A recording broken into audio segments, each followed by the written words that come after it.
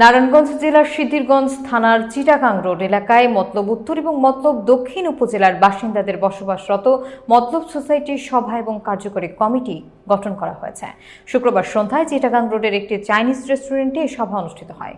মনিরুল ইসলাম মনিরের প্রতিবেদনে থাকছে বিস্তারিত।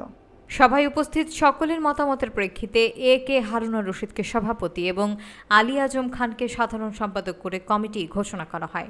মোহাম্মদ রুহুল আমিনকে সিনিয়র সহসভাপতি, মাসুদ রানা, শাহজাহান সর্দার এবং রবিউল হককে সহসভাপতি, সহ সাধারণ সম্পাদক মিজানুর রহমান, সাংগঠনিক সম্পাদক মিলন মিয়া হানিফ, সহ সাংগঠনিক সম্পাদক সেলিম, সমাজ কল্যাণ সম্পাদক আলী আহমেদ, সহ সমাজ কল্যাণ সম্পাদক মোস্তফা, প্রচার সম্পাদক মনিরুল ইসলাম মনির, ধর্ম বিষয়ক সম্পাদক আলমগীর, কোষাধ্যক্ষ বদিউল আলম এবং সহ কোষাধ্যক্ষ মোহাম্মদ সোহাগ, কার্যকরী সদস্য আলাউদ্দিন, আব্দুর রহিম, মোহাম্মদ ফয়সালকে ঘোষণা করে কমিটি গঠন করা হয়।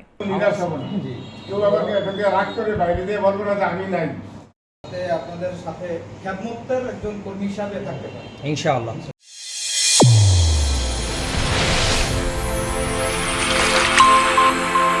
চ্যানেল A1 হৃদয়ের স্পন্দন।